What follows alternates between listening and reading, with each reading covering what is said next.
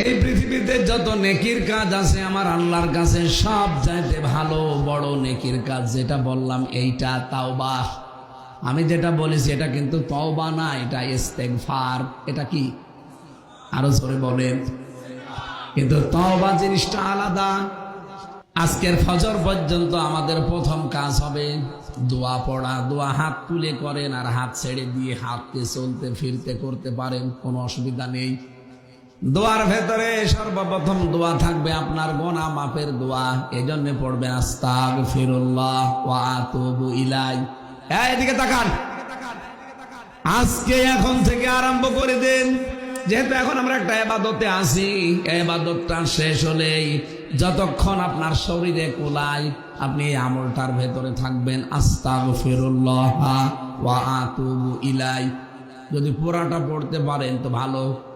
আস্তাগফিরুল্লাহ আল্লাযী লা ইলাহা ইল্লা হুয়াল হাইয়্যুল কাইয়্যুম ওয়া আতুবু ইলাইহি লা হাওলা ওয়ালা কুওয়াতা ইল্লা বিল্লাহিল আলিয়্যিল আযীম। পুরাটা এটা একেবারে কিছু না পারলে মুখে জারি রাখবেন রাতের বেলা আস্তাগফিরুল্লাহ।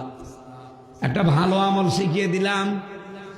এইটা যেহেতু ইবাদত চলছে, এটা শেষ হয়ে যাওয়ার পরে বাড়ি যেয়ে যখন ঘুমাবেন রাত 11টা 12টায় ঘুমানোর সময় বালিশে মাথা দিয়ে এটা পড়তে পড়তে যাবেন আস্তাগফিরুল্লাহ আস্তাগফিরুল্লাহ।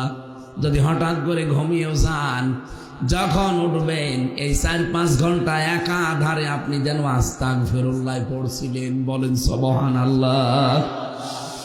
ফেরেশতারা জিজ্ঞাসা করে রব্বুল আলামিন তোমার বান্দা তো ঘুমিয়ে গেছে আস্তাগফিরুল্লাহ পড়তে পড়তে। আল্লাহ পাক বলেন আমি ঘুম দিয়েছি এই জন্য ঘুমিয়েছে, ঘুম না দিলে ও সারা রাত পড়তে থাকতো।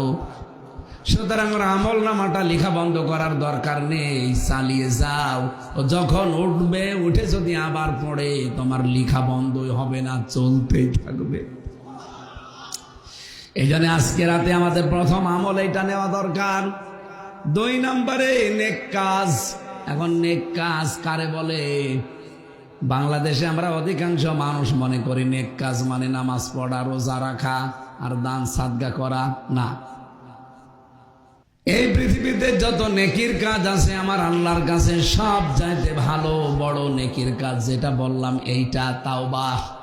আমি যেটা বলেছি এটা কিন্তু তওবা না, এটা ইস্তেগফার। এটা কি আরো জোরে বলেন? কিন্তু তওবা জিনিসটা আলাদা। কোন মানুষ যদি তাওবা করতে পারে ইল্লা মান তাবা ওয়া